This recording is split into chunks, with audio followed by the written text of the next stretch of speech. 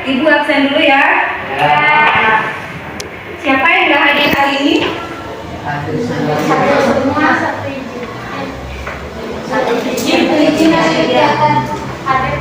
Ada latihan poli.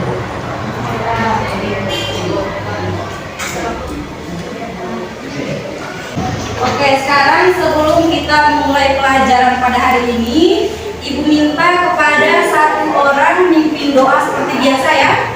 Silakan. Yang laki-laki, dua, minum. Sebelum kita belajar, mari kita berdoa. Berdoa mulai.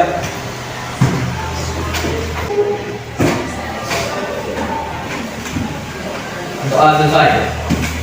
Baik, sekarang kita masuk ke materi pelajaran kita pada pagi hari ini. Ada yang tahu hari ini kita akan belajar tentang apa?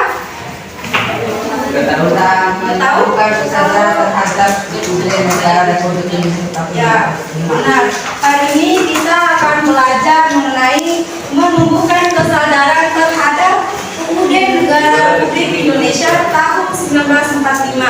Tapi sebelum kita masuk ke materi pelajaran, di sini ada kompetensi dasar. Kalian bisa lihat ya, kompetensi dasarnya yaitu 3.2, menelaah makna kedudukan dan fungsi Undang-Undang Dasar Negara Indonesia tahun 1945 serta peraturan perundang-undangan lainnya dalam sistem hukum nasional.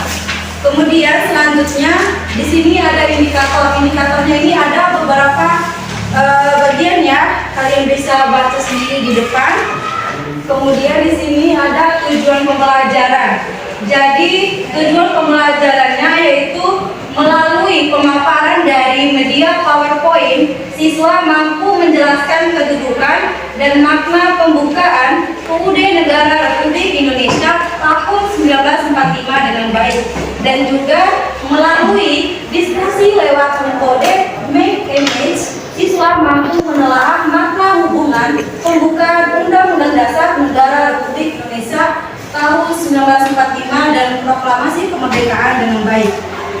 Oke, sekarang kita masuk ke materi kita. Bab 2 ya. Menumbuhkan kesadaran terhadap UUD Negara Republik Indonesia tahun 1945. Yang pertama yaitu kedudukan pembukaan UUD Negara Republik Indonesia tahun 1945. Tentu kalian sudah seringkali mendengar atau sudah seringkali dibacakan pada saat upacara bendera pada hari Senin, seperti yang tertera pada gambar di atas ini ya. Ini adalah teks pembukaan UUD 1945.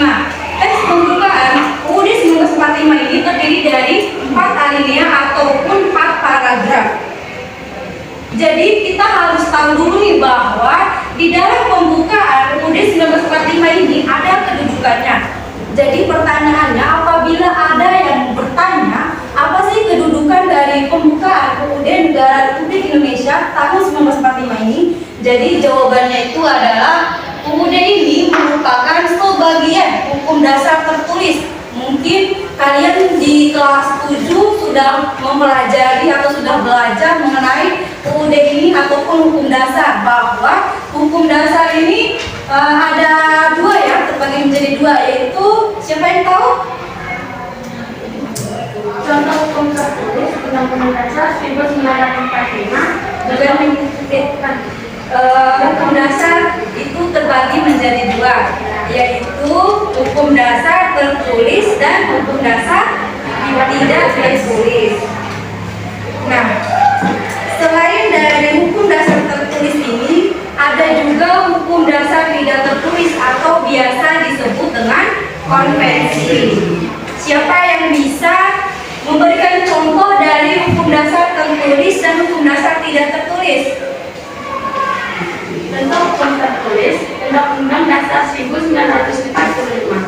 Contoh hukum tidak tertulis pidato Presiden pada tanggal 16 Agustus.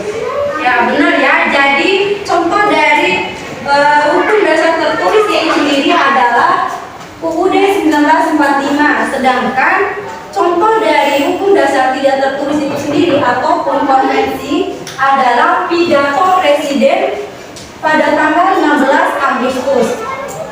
Kemudian selanjutnya, sebagai hukum dasar, Undang-Undang Dasar 1945 itu merupakan sumber hukum bagi peraturan perundang-undangan. UUD 1945 merupakan hukum yang tertinggi dalam tata urutan peraturan perundang-undangan di Indonesia. Jadi di sini mengenai tata urutan peraturan perundang-undangan di Indonesia, di sini sudah ada tingkatan dari peraturan perundang-undangan bahwa UUD 1945 ini menduduki urutan yang paling tinggi. Jadi undang-undang atau peraturan lainnya yang berada di bawah undang-undang ini tidak boleh bertentangan ataupun tidak boleh menentang dan tidak boleh mendahului isi dari ketetapan Undang-Undang Dasar ini sendiri ya. Baik. Selanjutnya, sistematika Undang-Undang Dasar Negara Republik Indonesia tahun 1945 bahwa di sini Undang-Undang Dasar ini sudah mengalami sedikit perubahan. Undang-Undang Dasar ini mengalami perubahan sebanyak 4 kali. Tahu? Sudah tahu? Oke, kita lihat perbedaan sistematika UUD sebelum amandemen dan sesudah amandemen. Sebelum amandemen itu terdiri dari 3 bagian. Itu ada pembukaan, ada batang tubuh, dan ada sedangkan sesudah amandemen ini hanya ada 2, yaitu pembukaan dan pasal-pasal. Ya. Kemudian pertanyaannya, penjelasannya ini dikemanakan? Penjelasannya ini dimasukkan ke dalam pasal-pasal ini. Jadi setelah di amandemen, pasal-pasal ini sudah sangat rinci sekali, ya. Terus pertanyaannya lagi, apakah pada saat di amandemen, apakah pada saat UUD ini di amandemen, apakah pembukaan ini juga ikut di amandemen atau tidak? Jawabannya tidak, karena pada dasarnya salah di amandemennya. Undang-Undang Dasar itu bahwa pembukaan ini tidak boleh dirubah, ya. Karena di dalam pembukaan ini sudah sangat kompleks sekali, sudah terdapat visi misi negara, bentuk negara, dan bahkan dasar negara, ya. Mengerti? Kemudian yang kedua yaitu hubungan pembukaan dan proklamasi kemerdekaan. Proklamasi kemerdekaan memuat 2 hal pokok. Di sini sudah tertera ya teks proklamasi kemerdekaan. Kalian bisa lihat sendiri. Hal pokok yang pertama yaitu pernyataan kemerdekaan bangsa Indonesia. Kita bisa melihat dari paragraf pertama ini, ya, kami bangsa Indonesia, dengan ini menyatakan kemerdekaan Indonesia. Bahwa ini memuat pernyataan kemerdekaan bangsa Indonesia ini ya, yang pertama. Jadi yang kedua itu adalah tindakan yang harus segera dilakukan dengan pernyataan kemerdekaan. Kita bisa melihat di paragraf kedua hal-hal yang mengenai pemindahan kekuasaan dan lain-lain diselenggarakan dengan cara seksama dalam tempo yang sesingkat-singkatnya. Itu memuat tindakan yang harus segera dilakukan dengan pernyataan kemerdekaan. Sampai sini paham atau belum paham? Oke, agar lebih pahamnya sekarang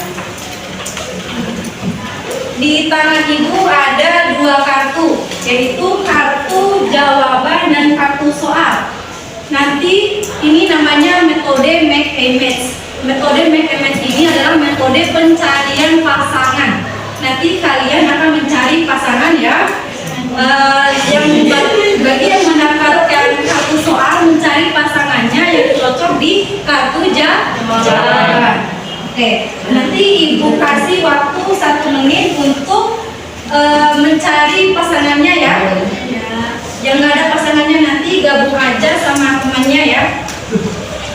Kalau sudah ada pasangannya, nanti ibu suruh presentasi di depan.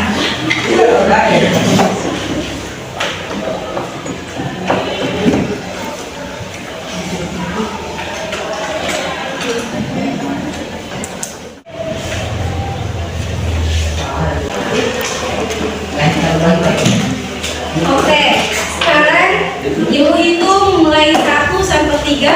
Kalian akan mencari pasangan kalian yang cocok ya, sesuai. Misalnya ada soalnya apa, jawaban yang benar ya. Itu juga yang mendapatkan kartu jawaban akan mencari soal sesuai jawaban yang tertera pada kartu jawabannya. Oke, duduk dulu.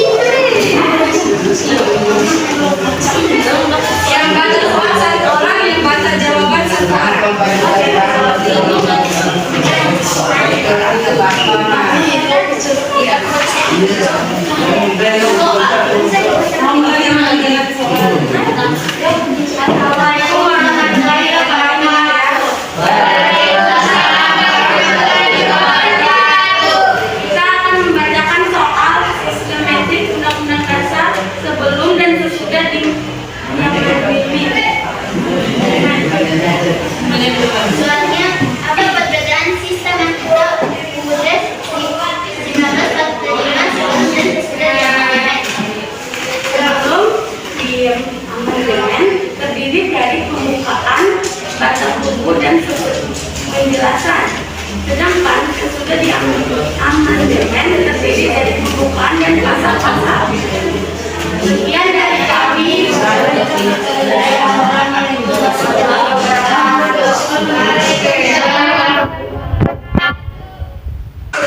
Oke, terima kasih ya.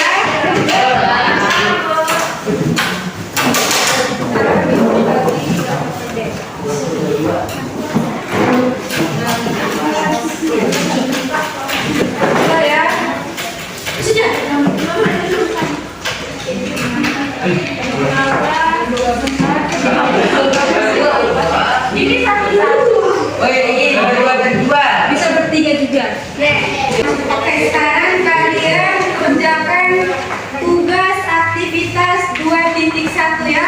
Nanti kalau sudah tidak cukup waktunya dijadikan tugas rumah aja ya. PR. Ya.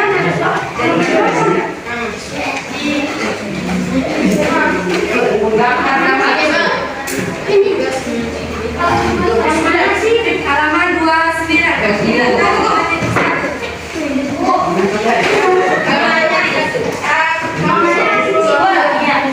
Bisa juga lihat di buku 29 loh. ini ya. Oke, berhubung waktunya tidak cukup, maka tugasnya tadi dijadikan PR aja ya.